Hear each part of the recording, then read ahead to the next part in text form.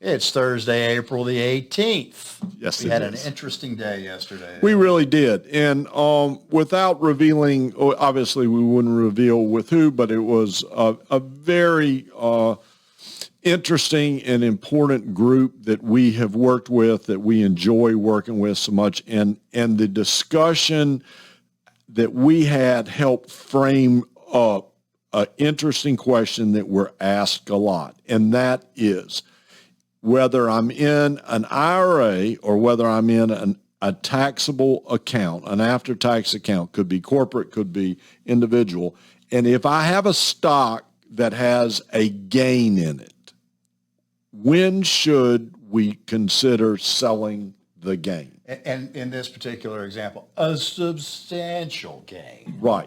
I mean, a seven-figure gain. All right, so let us set the stage for you, and we are going to give you four key things that we believe in, came to a conclusion in, talk about, and will help you understand how we think when we come to that. I'll give you the background. on the account itself. It's a corporate account, so that means it's an after-tax account.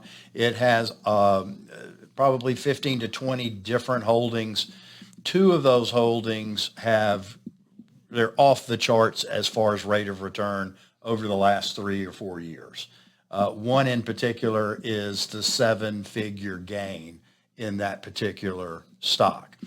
And so the question from them, and we've been kind of coaching them along, has been, when are we going to start taking some of these winnings off the table to lower the risk? Because the risk of this portfolio is, the risk-alive score is a 91, and that's one of the highest that we have for all of our clients. So very risky. A lot of it, in 1/3 of the total portfolio, is one security. So it's caused the portfolio to become askew when it comes to risk. All right, so we got with the powers that be, who are really smart individuals and recognize where we are and recognize the opportunity that's still ahead, but now understands and has acknowledged for the year plus the risk.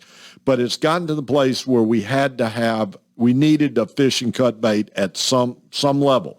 So 4 things popped up in discussion that I think are the fundamental 4 corners of this discussion. Number 1 was, in terms of the holding, what has it done to the internal risk of the portfolio, and what has it done to the size weighting of the portfolio? Yep. And obviously we've talked about that. You've talked about the risk. It pushed it to 91. And it's 1/3 of the portfolio now. So that's right. One security is now 1/3. And again, for those that don't really understand what we're saying, we use a scoring system that is 1 to 100. 1 has no risk. 100 is as high as it goes. And we just are seeing that it's now at 91. And as you said, it represents, one position represents 30% of the portfolio. So there was number 1 focus that we began to talk about.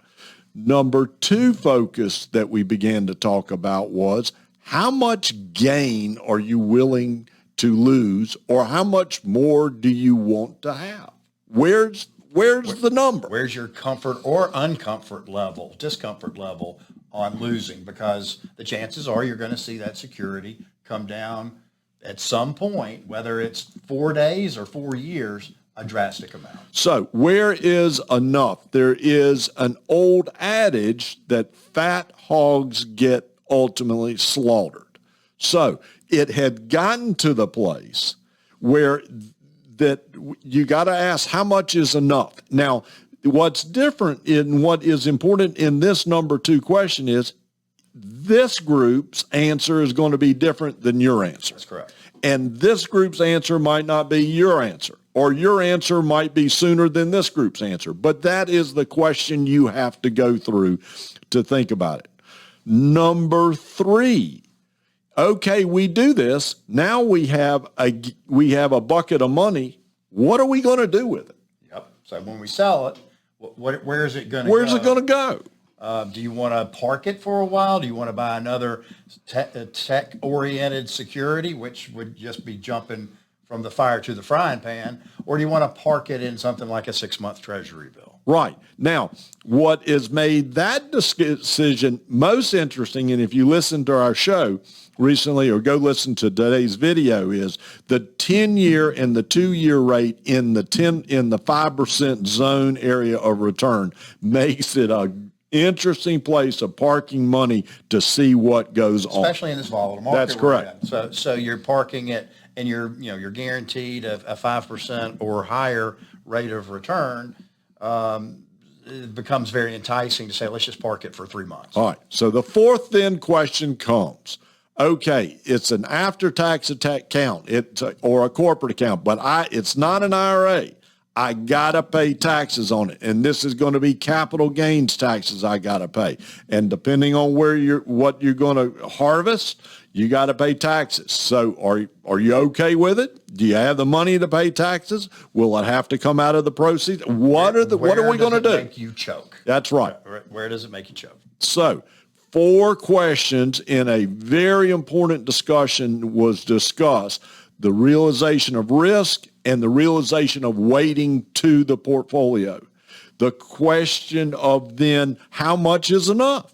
How much is enough? Or you could take the very position, I'm never going to use this. I'm passing this on to grandkids and great-grandkids, so I'm just going to ride it. Let it ride. I'm going to let the big dog hunt, and I'm going to let it ride. Because they'll inherit it with stepped-up pace. That's right. So you have that. Number 3 is, if we take the money, where are we going to do with it, and how are we going to reinvest it? And then number 4, okay, Uncle Sam is there, hands out. How are we going to pay the taxes? It was a fascinating and great interview. We solved some problems for some really smart people. But when you're dealing with corporate money, it's a little different than dealing with your own personal money. Right. So it hurts a little bit more when it's your own bank account. But you need to do it if you're finding you're in that position. We'll help you walk through it. Let's call us. Let's talk through it. Let's ask the 4 questions. We do this each and every week because it is your money. And your money matters. See you next week.